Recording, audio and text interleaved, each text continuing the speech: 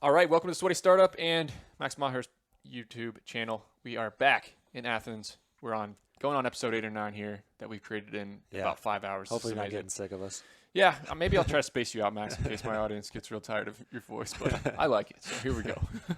But let's just do a little conversational style. We're going to go off the beaten path with this one, talk a little bit about the mindset of an entrepreneur. And I think people ask a lot, or people wonder a lot, like, what makes somebody an entrepreneur? And what kind of mindset, where does the drive to become an entrepreneur come from? And do you want to start, or do you just want to kind of shoot this back and forth? Yeah, I can start because I feel like my mindset towards it is a little different than a lot of entrepreneurs, where they're trying to avoid the work. There's an end goal of, I'm working so hard right now so I don't have to in the future. And the way I kind of look at it is my joy is in the work itself. I've kind of realized that it seems like I have an above average threshold for stress. And it's kind of the way I look at it is I'm doing myself and basically everyone else a disservice by not doing the most that I possibly can, because I feel like that's an ability of mine to just handle more things going on. And it's more for me a matter of building things and trying to reach my potential, whatever that particular potential might be. Okay.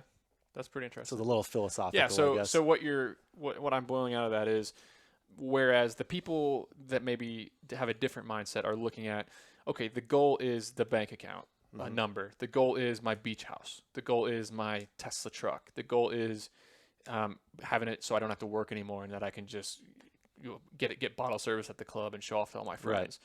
Right. I feel so similar. Yeah. I feel that it's the in my opinion, it's the passionate curiosity. That's what I call it. Literally passionate curiosity. It's not just curiosity where, ooh, I wonder what that is, and I'll Google search it quick and look at it. It's literally the curiosity of, okay, I have the ability to possibly build something. Let me dive in full force for months and years to see what happens. Right. And I think that is, it's not the money, it's not the lifestyle that drives these entrepreneurs. I think the people who are after that, they're not willing to delay the gratification long enough. Like if they're looking for a number in a checking account or a house on the beach, they're never willing to get through that first year. No.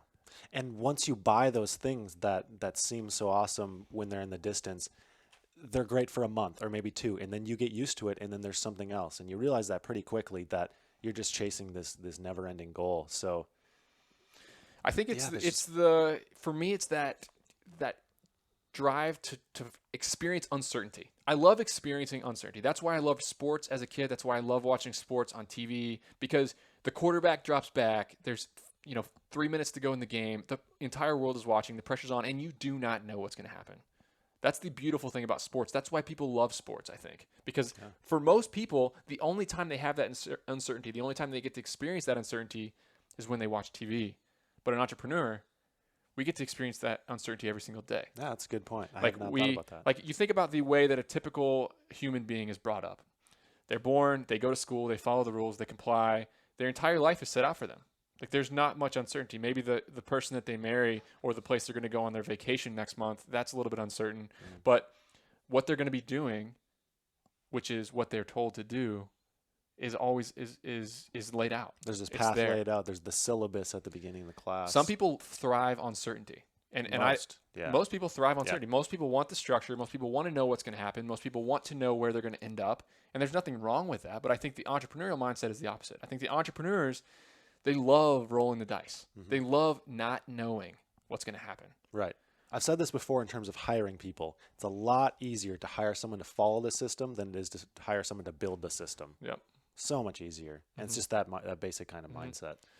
Yeah, and there's something about getting out and doing this guerrilla marketing that it sounds so silly, but the war stories and what I look back on as like some of the most joyous times of my career are when I spent an entire day marketing in crazy weird ways that no one else is willing to do, sweating, wearing holes in the bottom of my jeans, and then just waiting to see what happens. Yeah. And checking the email inbox for a new customer coming in and like, how did they find out about us? Yeah, it worked. Yeah. I was going to say the same thing. When I look back at the most, like, when the times I look back with the most nostalgia are the times where I was busting my ass the hardest, working the hardest. And I was like, man, those were the freaking days. I need to get back out there and grind. See, I think that's what real entrepreneurs love. Yeah. They love they love getting passionately curious about something, diving in, seeing what's going to happen. And the people who don't hack it They hate that part. That's the worst part for Right. them. So you look at the successful entrepreneurs, like I look at all, I mean, I hate bringing up these big name entrepreneurs because I hate the way the media portrays entrepreneurship, but none of them stopped. None of them just went to a beach and quit. Right. They did what they loved doing, which is building something. They love building it.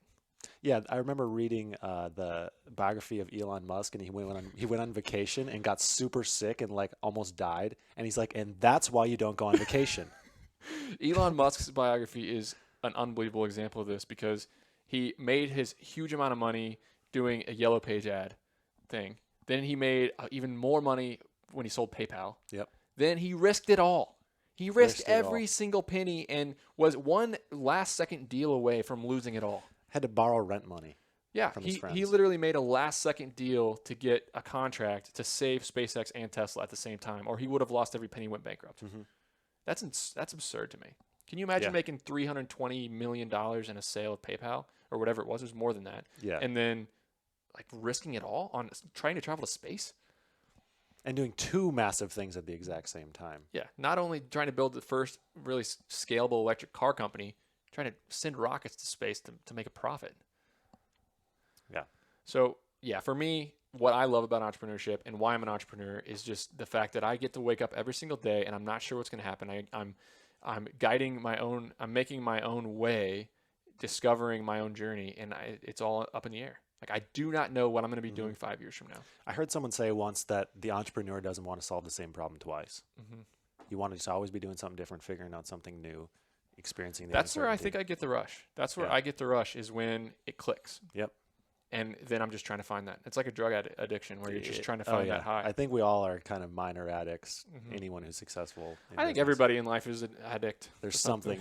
Yeah, there's something. It's healthy addictions, and there's a way to keep it balanced. Luckily, I have still enough hobbies and enough Yeah. wherewithal to not totally obsess and work 80 hours a week. Yeah, I got too many hobbies. But yeah, what's the meaning of life for you, Max? The meaning of life. Wow, that's deep. Throw that one out of nowhere for you. That's deep. For me, it is. I look at what I like.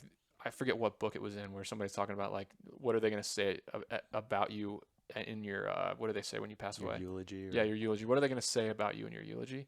And like what I want them to say about me is like I was always looking to make the people around me better and like grow like my family and make a better life for not only me but my kids and their kids and my families and my friends, like everybody who interacted with me, like to get a little bit better.